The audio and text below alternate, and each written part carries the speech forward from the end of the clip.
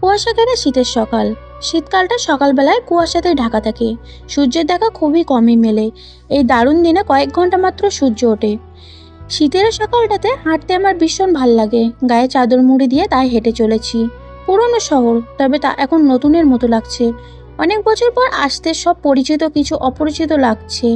বদলেও গেছে অনেক কিছু। একদিন যে কারণে এই শহর ছেড়েছিলাম, আজ এত বছর পর আবার সে কারণে আসতে হলো। 3 মাস আগের কথা। দুপুরবেলায় কে আসলো রে ডিম দেখতো, আমার হাতে রান্না। আচ্ছা মা, দেখছি। এটা পুতুলাপুর বাসা না? হ্যাঁ, তো কিন্তু আপনি কে? তুমি আমাকে চিনবে না আন্টি, তোমার মায়ের সাথে কথা আছে। আচ্ছা, ভিতরে এসে বসুন। ডিমের কথা একজন ভদ্র মহিলা ভেতরে প্রবেশ করলো। রিম দৌড়ে রান্নাঘরে এসে হাঁপাতে হাঁপাতে বলল, মা, কে জানি একটা আন্টি তোমাকে খুঁজছে। বলল কি জানি জরুরি কথা আছে, অনেক দূর থেকে এসেছে। ঠিক আছে, আমি আসছি। রুমে এসে আমি যা দেখলাম তা কখনো ভাবতে পারিনি। আমার বাসায় তিশা, কিন্তু কেন? তুমি হঠাৎ এখানে? আমার প্রশ্নে তিশা দাঁড়িয়ে গেল। আমি একটা চাওয়া নিয়ে আপনার কাছে এসেছি, প্লিজ আমাকে ফিরিয়ে দেবেন না? বসো, বসে কথা বলো। রিম, বড়দের কথার মাঝে থাকতে হয় না। মা তোমাকে কি শিখিয়েছি না? রিম হ্যাঁ পূর্বক মাথা নাড়িয়ে চলে গেল। এবার বলো, কি এত দরকার আমাকে তোমার, যে এত দূর পর্যন্ত চলে এসেছো? আপনি ফিরে চলুন এই বাড়িতে। তিশার এমন বাক্য আমার আশ্চর্য সকল সীমা অতিক্রম করলো। এই মেয়ের মাথা খারাপ হলো নাকি? নিজে ডেকে কেউ ঘরে সতীন তোলে?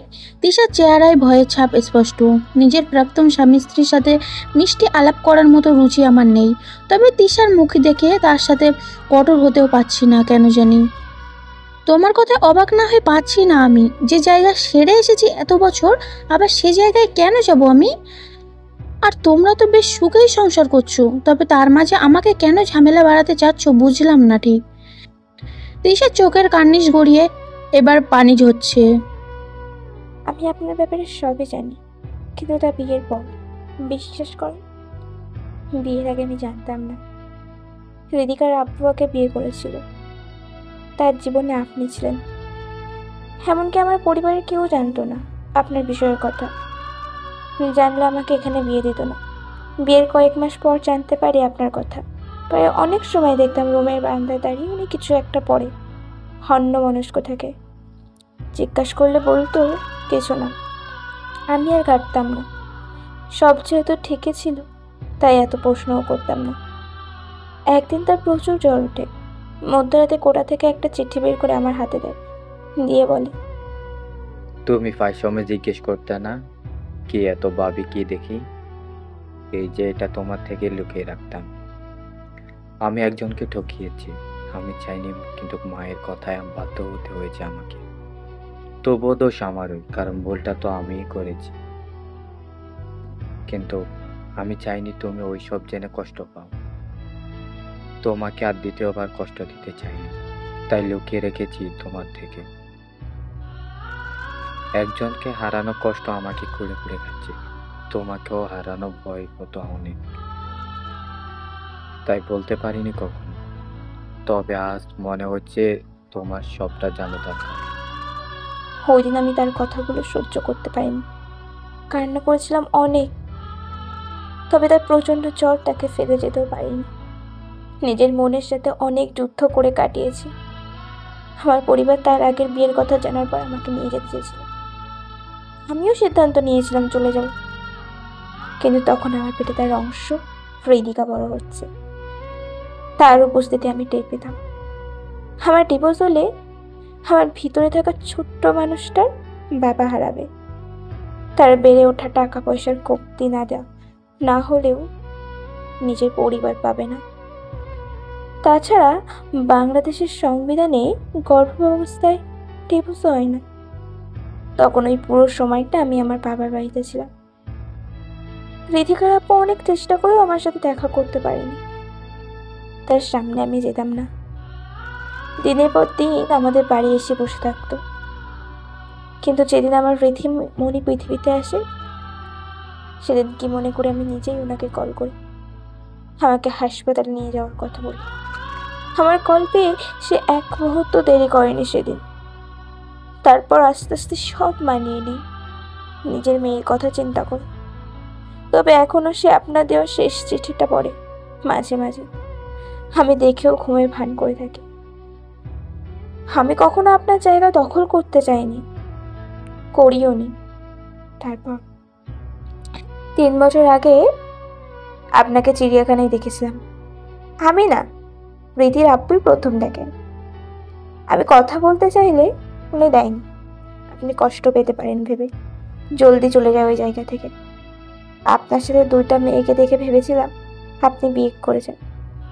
পরক্ষণে বয়সের হিসাব করে দেখলাম হিসাব পেলে না। ওই দিন আপনার খুঁজে নিয়েছি আমাকে সাথে করে। তারপর জানতে পারি রিমঝিমকে আপনি এতিমখানা থেকে এসেছেন। তবে আপনার সামনে আমি আসিনি। আমরা হয়তো আসতাম না কখনো, কিন্তু নিয়তি আমাকে আপনার দোয়া এনে দাঁড় করিয়ে দিয়েছে। মানে? আবা, আমার ব্রেন ক্যান্সার। হাতে সময় সর্বোচ্চ 6 মাস। আমার মেয়ের বয়স এখনো 7 হয়নি, আর 1 মাস বাকি। আমি মারা গেলেই উনি হয়তো আবার বিয়ে করবেন, হয়তো করবেও না। তারপর কতই বয়স, 40ও হয়নি এখন। কিন্তু আমার মেয়েটা একজন মা পাবে না। নতুন কেউ আসলে তাকে ক্যাম্প করে দেখবে আমি জানি না। তবে আপনার প্রতি আমার অগাধ বিশ্বাস, আপনি পারবেন আমার মেয়েকে মায়ের মতো ভালোবাসতে। ফিরে চলুন আবার। আমার মেয়েটা যে অনেক ছোট্ট, আপনার হাত জোর করছি একজন মা হয়ে। কান্নায় ভেঙে পড়ল তিশা। আমারও কষ্ট হচ্ছে, কিন্তু খুব রাগ হচ্ছে। এরা আমাকে কি পেয়েছে? খেলনার পুতুল? তাদের দরকারে আমাকে যেভাবে ইচ্ছে ব্যবহার করবে। মুখ গম্ভীর ভাব এনে বললাম, দেখো তিশা, আমি জানি না রিত তোমাকে কোন বুঝে আমার কাছে পাঠিয়েছে। সে কি করে ভাবলো যখন ডাকবো তখনই আমাকে পাবে? আমার জীবনেরও একটা মূল্য আছে। আমি কি খেলার পুতুল নাকি? যখন ইচ্ছে ছুঁড়ে ফেলে দিবে, আবার যখন প্রয়োজন হবে ডাস্টবিন থেকে কুড়িয়ে নেবে। তোমরা নিজেদের স্বার্থটাই দেখলে, আসলে মানুষ অনেক বেশি স্বার্থপর। আমি দুঃখিত, আমি তোমার কথা রাখতে পারবো না। না না আপা, উনি আমাকে আপনার কাছে আসতে দেননি। অনেক বারণ করেছিল, কিন্তু আমি এসেছি একজন মা হিসেবে নিজের সন্তানের জন্য, সন্তানের ভালোর জন্য, স্বামীর ভালোর জন্য আপনার কাছে এসেছি। হ্যাঁ, আমি আমার সাথে এসেছি। তার জন্য আপনি আমাকে যা খুশি বলেন, আমার আপত্তি নেই। আর আপনার সংসার আপনাকে ফিরিয়ে দিতে এসেছি। ওনার মাঝে এখনো আপনার জন্য ভালোবাসার কমতি নেই। সে তার ভুল বুঝতে পেরে অনুতপ্ত। আপনি আমাকে ফিরিয়ে দেবেন না? তুমি যে ব্যাপারটা খুব সহজে বলছো, আমার জায়গা থেকে চিন্তা করো, আমার পক্ষে কখনো সম্ভব না। তোমার মেয়ের প্রতি আমার কোনো অভিযোগ নেই। আমি 2টো মেয়ে নিজের পরিচয়ে মানুষ করছি। তুমি কি চাও আমার কাছে তোমার মেয়েকে দিতে পারবে? আমি কখনো তার যত্নের কমতি রাখবো না। তুমি অনেক দূরে যাবে আমার মনে হয়, এখন ওটা দরকার তোমার। আমার কথাই তিশা চলে যায়। নিজেকে আজ শুকনো কাগজে মনে হচ্ছে। সবার জীবনে সুখ পাখিরা ধরা দেয়, আমার সাথে কেন এমন হলো? কোন দোষে আল্লাহ আমাকে শাস্তি দিচ্ছে? আমি কেন পারি না বাকি সবার মতো নিজেকে গুছিয়ে ভালো থাকতে? আমার কান্না মা দেখলো দরজার আড়াল থেকে, তবে কিছু না বলে নিজের রুমে চলে গেল। জন্ম মৃত্যু বিয়ে, এই 3টি জিনিস কারো হাতে নেই। আল্লাহর ইশারা ছাড়া হয় না। জন্মের সময় ভাগ্যে লিখে দেওয়া হয় কার সাথে কার জুটি হবে, কে কতদিন পৃথিবীতে বাঁচবে, সকল কিছু ভাগ্যের লেখন অনুযায়ী হয়ে থাকে বলে মনে করি আমরা। মৃত্যু এক ভয়ঙ্কর শোকের শব্দ। 2 অক্ষরে এই শব্দটা ছোট হলেও ব্যক্তি জীবনে এর তাৎপর্য অনেক। মৃত্যু নামক এই শব্দ দ্বারা পৃথিবীর বুক থেকে মুছে যায় একটা মানুষের নাম। মুহূর্তেই নামটা লাশে পরিণত হয়, চিরতরে বিদায় নেয় আপন জনদের থেকে। চাইলেও কেউ তাকে আর কখনো দেখতে পারবে না, কথা বলতে পারবে না। ইস, কি ভয়ঙ্কর যন্ত্রণা! যাদের আপন মানুষের মৃত্যু হয় কেবল তারাই এই যন্ত্রণাটুকু উপভোগ করতে পারে। মৃত্যুর কাছে হার মেনে তিশাও আজ বিদায় নিয়েছে এই পৃথিবী থেকে। 10 বছরের নিচে হাতে গড়ে তোলা প্রিয় সংসারের মায়া ত্যাগ করে 7 বছরের ছোট্ট বাচ্চাকে ডেকে বিদায় হয়ে গেল। যদি কোনো উপায়ে মৃত্যুটাকে পিছিয়ে দেওয়ার উপায় থাকতো, সকলে হয়তো তাই অনুসরণ করত পৃথিবীতে আরো কিছুদিন বাঁচার জন্য, কিন্তু দুর্ভাগ্যবশত তেমন কোনো উপায় কারোর জানা নেই। তিশার মৃত্যুতে রীতি কান্না করেই যাচ্ছে অঝরে, কেউ সরাতে পারছে না লাশের পাশ থেকে তাকে। তিশার মা বাবা বৃদ্ধা, তারাও কান্না করে যাচ্ছে। মা বাবার আগে সন্তানের মৃত্যু, এই বিষয়টা অনেক বেশি বেদনাদায়ক একজন মা বাবার কাছে। তবুও সৃষ্টিকর্তার সিদ্ধান্ত মেনে নেওয়া ছাড়া কোনো উপায় নেই কারোর হাতে। হৃদু অনেকবার হৃদিকে নেওয়ার চেষ্টা করেছিল লাশের পাশ থেকে, কিন্তু পারেনি। আমি অবশ্যই হৃদিকে দেখেনি, হৃদির সামনে যায়নি আজ পর্যন্ত। হৃদির মা বাবাও হয়তো রুমে বসে কাঁদছে, তবে তা দেখার বিন্দুমাত্র ইচ্ছা আমার করছে না, কেন জানি। তবে তিশার মৃত্যু আর হৃদিকার আহাজারি কান্না বারবার বুকের ভেতর নাড়া দিয়ে উঠছে। অবশেষে গোসলের জন্য মহিলারা লাশ নিতে এলো, তবুও হৃদিকে সরানো যাচ্ছে না কোনোভাবে। পরক্ষণে মনে পড়লো তিশা মৃত্যুর আগে তার মেয়ের আমার কাছে রেখে গেছে আমাকে ভরসা করে। হৃদি, ছোট করে ডাকলাম। হৃদি আমার বুকে ঝাঁপিয়ে পড়ে কান্না করছে। আমার চোখে পানি, আর আটকে রাখতে পারলাম না। পুতুল আম্মু, মা কেন চলে গেল আমাদের রেখে? মা তো বলেছিল আমি তোমার সাথে থাকলে মা সুস্থ হয়ে যাবে। তুমিও আমার আরেক মা, আমার নাকি 2টা মা। আমি তো মায়ের সকল কথা শুনেছি, তোমাকে পুতুল আম্মু ডেকেছি, ঠিক মতো খাবারও খেয়েছি। তাহলে মা কেন চলে গেল? 2টা মা থেকে এখন শুধু তুমি একটা মা আছো, আর একটা মা তো চোখই খুলছে না। হৃদিকার ছোট মনের নিষ্পাপ কথাগুলো যেন কারো হৃদয়ে দাগ কেটে যাবে। আমি তার মা, সে আমাকে মা বলছে, সুতরাং তাকে সামলানোর সকল দায়িত্ব এখন আমার। কাঁদে না সোনা মা আমার। মায়ের তো অনেক অসুখ ছিল, এখানে মায়ের কত কষ্ট হতো দেখোনি তুমি? এই তো তুমি আমার ছোট্ট মামনিটা বুঝলে। মায়ের কষ্ট তো তোমার কি তখন ভালো লাগতো? মায়ের কষ্ট বলো। তাই তো আল্লাহ মাকে তার কাছে নিয়ে গেছে, এখন আর কষ্ট হবে না মায়ের। দেখো মা ঘুমাচ্ছে কত শান্তিতে, ব্যথায় কান্না করছে না এখন আর। তাই তো মাকে আল্লাহর কাছে নিয়ে গেছে। আজকে সন্ধ্যায় দেখবে আকাশে তারা হয়ে মা তোমাকে দেখবে। তুমি এভাবে কান্না করলে মা তো তখন আবার কষ্ট পাবে। তুমি কি মাকে কষ্ট দিবে বলো? না, মায়ের কষ্ট আমার একদম ভালো লাগে না। আমি কান্না করব না, আমার একটা মা তো আছেই। হৃদিকে অনেক কষ্টের সামনে নিলাম। জায়নামাজ শেষে সকলে যার যার বাড়ি চলে গেল। হৃদিকে আমি আমার সাথে নিয়ে এসেছি। সারাদিন খাওয়া হয়নি তার, এটুকু একটা মেয়ে।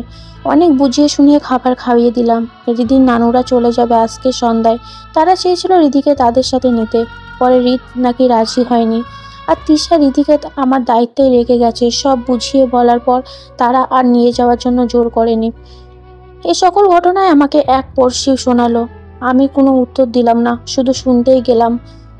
অনেক আবার আমাকে নিয়েও কথা উঠছে, এত বছর পর নাকি আমি আবার ফিরে আসলাম তার সংসারে। আবার আমার কোনো আত্মসম্মান নেই নাকি, নানা ধরনের কথা। তবে লোকের কথায় কোনো জবাব দেওয়ার মতো মন মানসিকতা আমার নেই। কিছু সময় চুপ থাকা শ্রেয়, সময়ের মতো তারা নিজেদের উত্তর পেয়ে যাবে। শুধু কিছু সময়ের অপেক্ষা, তখন তারা আবার আমার গুণগান গাইবে। এটাই লোকের কাজ, তাই আমি বরং এখন চুপেই থাকি। বাংলাদেশের অর্থনীতি খাতে সচল রাখতে ব্যাংকের এর পড়োশী এনজিও সংস্থার ভূমিকা অপরিসীম। তবে এই সংস্থার কর্মীদের একটা জ্বালা তো হচ্ছে, কয়েক বছর পর পর কাজের সুবিধার জন্য এক জায়গায় ট্রান্সফার করা হয়। 10 বছর আগে যে চাকরির জন্য এই শহর ছাড়তে হয়েছে, 10 বছর পর আবার সে চাকরির জন্য এই শহরে ফিরতে হলো। তবে এতে তিশার হাত আছে বলে মনে হয়। ওই দিন তিশা বাড়ি থেকে চলে আসার পর কান্না করছিলাম অনেক। মা কি বুঝে যেন কাছে গিয়ে বলল, তুই কি আবার ফিরে যাবি? হৃদের সাথে কথা বলে দেখবি একবার। মায়ের কথায় আশ্চর্য হওয়ার কিছুই নেই। প্রতিটি মাই চায় তার মেয়ের একটা সংসার হোক। যেহেতু এত বছর আমি অন্য কোথাও বিয়ের জন্য রাজি হয়নি, তাই মা এমন কথা বলতেই পারে। যতই হোক মায়ের মন তো। যে সংসার ছেড়ে চলে আসতে হয়েছে একদিন, আমার বাবা আমার যে সংসার দেখে যেতে পারেনি, আমি সে সংসারে ফিরে যাই, তা কি তুমি চাও মা? আমার করা প্রশ্নে মা আর চোখ রাখতে পারেনি আমার চোখে। বুঝতে পারলাম সে উত্তরটা পেয়ে গেছে আমি কি বলতে চেয়েছি। তবে হৃদিকাকে আমার কাছে রাখবো, সে তো কোনো দোষ করেনি। মা আর কিছু বলল না, আমার মমতার উপরে ছেড়ে দিল।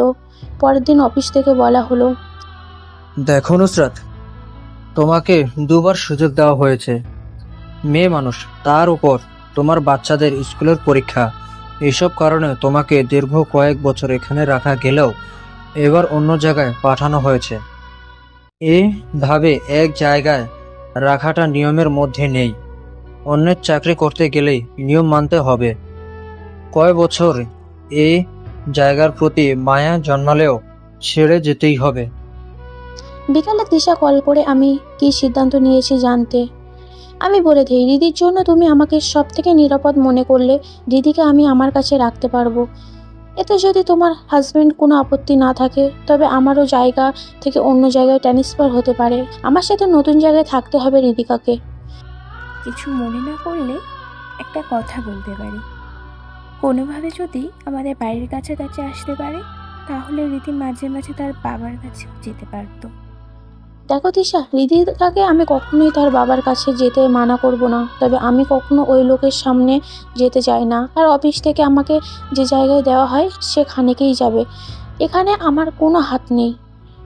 পরবর্তীতে হয়তো তিশা হেড অফিসের লোকেদের টাকা পয়সা দিয়ে কোনোভাবে আমাকে এই এলাকাতে নেয়, এ ব্যাপারে আমি অজ্ঞাত, জানা নেই। তবে ধারণা করতে পারি এমন কিছু হয়তো হয়েছে। যেহেতু অফিস থেকে আমাকে ওই এলাকাতেই পাঠানো হয়, তাই আর না করিনি।